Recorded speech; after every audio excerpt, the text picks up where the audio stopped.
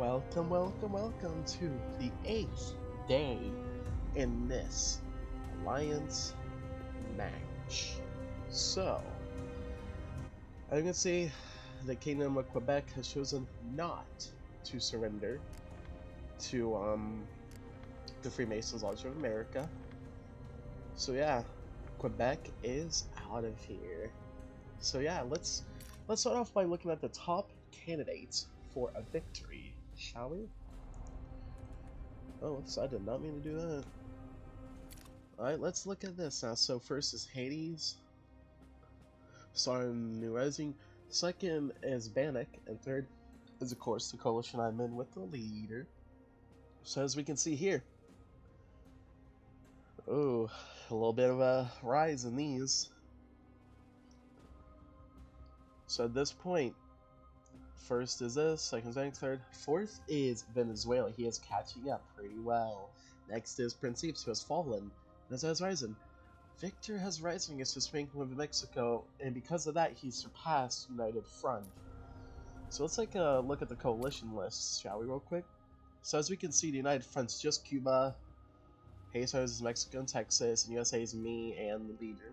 And all that. Again, I apologize to Sandy's man for the fact that I'm doing absolutely nothing to help expand, but as I said before, I do want to remain neutral because I don't want to seem like I'm using y'all's generous map sharing to my advantage. So yeah, so for yesterday's last videos, only showed those messages because I felt like it was relevant to the match. Haven't showed any before that, and I'm only showing this one because it's a trade deal and Grand Columbia hasn't said anything about it. I'm taking a guess it's because he wants to stay in the game. I don't know why he wants that. Personally, if you want to, I will give you occupied lands to any of y'all, but you have to give me a reason why. You can't just throw me the trade offer and expect me to accept it immediately. So yeah, enough of that little rant a lantern. Let's take a look at my research. As we can see, my research is coming along nicely, and also my lack of having a place to build the heavy mech is still apparent, as always. And all that. But yeah, as I would say, defensive. Defense. No offensive from me. So first off, let's see, where's my heavy factory at? Do I even have one? I do. Down here in Boston. Upgrade that, please. There we go. So yeah, let me just get through all my stuff real quick, and then we can look through this. So province administration. Alright, quick little tip, you can use this to literally just build units. Just so you know. And this way you can like have all of them be built at once. And that's a little tip for y'all out there, because why not? Anyway, let's get those militia started. Anyway, let's look to see what the leader himself is doing. So he's taking all these cities. Quebec is still trying to hold out with some light tanks, so that we can respect that. That is a very, very respectable thing to do. As you can see here, the Freemasons has the secret labs. He's waiting for light tanks still. Just light tanks and infantry. Not a bad strat, as I always say, but still one that it won't be a game winner. Now, it looks like he is going for artillery finally, so he has some kind of range support. That is good. But the question if he's upgraded or not, let's see. He has not. So, as you can see here, he is sharing a border now with, due to his actions, he's sharing a border with Texas, me, Mexico, Cuba? No, still Mexico. Almost to Cuba, though. Almost to Cuba. But yeah, he's sharing borders with a lot of people. So, in other words, Kingdom of Quebec, it was nice knowing you. See you on the next one. So now let's come over here. Let's go down to Cuba this time. Let's go from top to bottom. I usually go top down. Let's go down top. So, Cuba. He's trying to hold out against Venezuela, but Venezuela has crippled him hardcore. As see here, Cuba did get his first submarine up, and it's protecting his city. Very good job. He needs that to protect, but will Cuba pull us back? I still think not, but considering he does have a hunter mech here, there is a chance. Let's see what firepower we're dealing with here. So just infantry, light tank. Ooh. Is we taking this? I think Cuba may win this fight, that defense, but let's come up here. So as you can see in Cienfuegos, all this is over. Cuba's food supply has been cut off, which is something to keep in mind. While Cuba may take back his land, right now he's on a ticking clock because he has no way to make food, to my knowledge. So yeah, so as we can see here, the only food his people are eating are air, and for a problem that's called Pensacola. But as anyone knows, 58 food a day isn't going to cut it. So he's going to have to turn out some deals, and eventually run out of money. Now on top of that, he's also kind of lost most of his army. So yeah, Cuba, it was nice to you, but I have no faith you're going to win this. But we can't say for sure he's out just yet. We'll have to see how that works out in the upcoming days. Now Venezuela. Let's see here. Infantry, nothing. Infantry, and light tank. Oh, that's unexpected. A light tank. I expected to be more infantry, but as you can see here, he is prepping areas with power plants so he can get more resources and all that. Actually, I'm gonna give it. What do power plants do? Let me check this. What do power plants do? That is the question that is always asked but never answered. If I had a power plant that's planting some power, can it power plantingly? It does help with unit production speed. So yeah, as you can see there, the power plant is helping him build units faster. And combined to Secret Weapons Lab, I have no doubt it's going to be really fast if he builds that up, or if he has any. So for now, Venezuela is just biding his time with no navy still, which is a surprise. You would expect he'd have a navy by now. But he's going all out on Cuba. But besides that, just defense right now. Very commendable, as he is chilling here, doing nothing but waiting for Cuba to succumb to his assault. Now Mexico. Mexico is still holding on to the Panama Canal with one unit so he can defend if an attack, which will never come, from Venezuela happens. Now, if we look at Santiago de Veragos, I butchered that, I am sorry. He does have artillery there with a scout mech, so he knows if anyone's crossing the canal as always. He does have infantry here, but let's see what his northern expansions are like. So as we can see, he's still going for artillery. Now he has told me a little bit about strategy back early on, a few days ago. And I ain't gonna spoil it, but it's definitely an interesting one. Yeah, a lot of artillery, a lot of infantry, a lot of firepower. As you can see here, it looks like he may be prepping an assault on Hispanic Rim of Mexico, how much infantry he has here. Interesting. He also has artillery here too, presumably so if anyone tries to slip into this area, he can counter them. So in other words, good job. Good job Mexico, not Hispanic, Nuevo Mexico. The underdog. Has been the underdog, always hasn't, and always will be the underdog in this. He's building medium mechs now. Interesting. Very interesting indeed.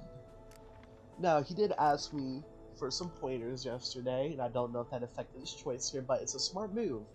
Well, not pointers, like that's a starting strategy.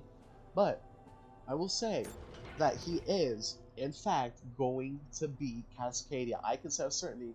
Now, he did get his boat out, so his strategy right now is push through here, take Seattle, take the capital, and then get out. Now, he will unfortunately have to face the wrath of this medium mech brigade right here, which will undoubtedly demolish him. So Cascadia is holding on for dear life, but will it be so easy now that he doesn't have a capital? Who knows? Because without a capital, it's a critical blow. What's even more critical is that now that this guy's pushing up, he's going to lose Medford. So that means Cascadia is going to lose a major city that is vital to him. And without that city, he will have no more energy production whatsoever. Which means that he's in a very tight spot then, if so. And will need to reclaim that land if possible. But I think right now, it is a stalemate. A clash between the greats. A great conflict player versus a great Iron Order player. Now, I had ideas of what could happen here, but I could never expect this right here. His boat His tank of Mexico's did get entangled with one from Cascadia, but looks like he pulled out a victory or Cascadia retreated his, as in his 2 transport boats. But either way, we're happy to see that conflict still going and both sides still fighting for a victory here. Now let's move over to Texas. Oh, Texas, my Texas. What could you possibly have for us? So as we can see, still hasn't built a lot of infantry. He's not building anything too advanced, I'm assuming. Oh, he's going for motorized infantry. Finally, nice. Now, may this be a little bit too late to help? Who knows? Now, if he had started this early, that would have been a really big help, but he is now behind on research as a result. As you see up here, he still has units prepped to fight Dutch America if need be, with mostly light tanks and infantry, of which only the infantry upgraded. He's also up here with a scout divs, which I presume he took over from this area, or he could have researched it, I do not know. But he does have a scout disc ready to help his ally if need be, where it's at. Now, the heated conflict we've all been really waiting for. Is Mexico going to attack Dutch America? That is a really good question, and all that. But let's see how Dutch America's doing. He's doing good. He's taking out the First Nation League at a steady pace. Granted, if you look at the research now, we can conclude a little bit of things. You can upgrade your infantry to level 4, and surprisingly, we see no one do it, despite the fact it's almost been 2 days now since you could. So that's definitely an interesting thing to see here, is that no one's upgrading their infantry at all, for whatever reason. His artillery is upgraded, but admittedly, he's having a chill at Saskatoon, which may or may not be helpful in the future. But yeah, this right here is going to be very, very lethal here. He has a lot of artillery. Mexico has a lot of artillery. Now, right now, it looks like it's going to be a battle of the great artilleries if they ever have to fight. But as of right now, they're both on equal footing, which is a surprise considering they're both what I can see to be heavy artillery nations who have not gotten the third level of it, which gives it more vision range, which isn't the only thing, because it gets a little bit more damage. But they can also go for the 4th one, which does give more damage and a big advantage of longer range. Whoever gets that first can in fact outrange the other artillery competitors in this match and get a head start on assaults with it, which is definitely an interesting thing here. So all in all, we can cross out one more name from the list. We can cross out the Kingdom of Quebec as we decline Freemason's Lodge. So now, the great warriors, the great generals of this are now... Is that a K? I don't want to miss out. Oh, it's an R. So the great generals, representing Venezuela, Alan Horowitz. Representing Mexico, Smoking Caliber. Representing Hispanic Nueva Mexico, Victor 103. Representing Texas, King Reaper 32. Representing Cascadia, Princeps, which you can't see as he lost his capital. Representing Dutch America, Bannock. And finally, representing the Freemasons Lodge of America, the leader himself, Sansi Man 420. Now, will any of these come out and victorious in the first ever internal alliance match? Who knows? Can Sansi's Man take on the wrath of Texas and Mexico if it comes to pass? We will see. Can Cascadia push back his fake wave of Mexico, or will he be overrun by the underdog in this match? We shall see that in the upcoming days, as I always say. Can Venezuela pull out a surprising attack against Cuba, win, and then maybe, just maybe, pull out a rare victory despite having no navy unlike his enemies, future enemies? That is also to be seen. But, considering coalitions only need 1,000 points to win, let's see again. So we can see that Hades Star here is halfway to victory, and Bannock himself is a quarter of the way to victory. In fact, maybe less because it's not a coalition victory here. It's a solo. So as you can see, he's actually about halfway there too almost, which is definitely interesting. Now, this seems to be going good for every person involved, but As we all know, peace cannot be maintained if there is to be a victor, and to be a victor, there has to be no peace.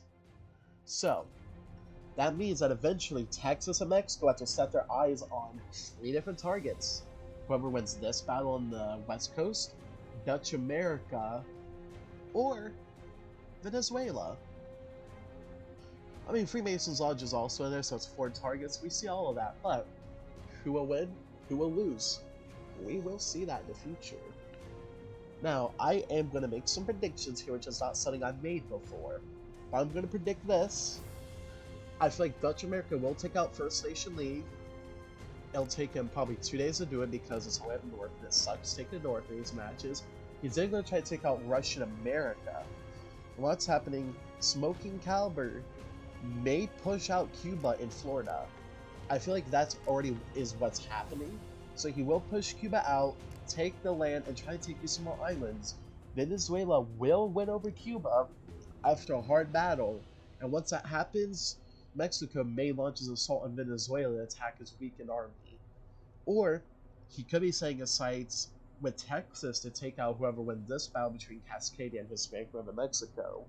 Depending on whoever wins this, they could sweep in and take up the victory themselves. But until then, though, guys, this is just all speculation.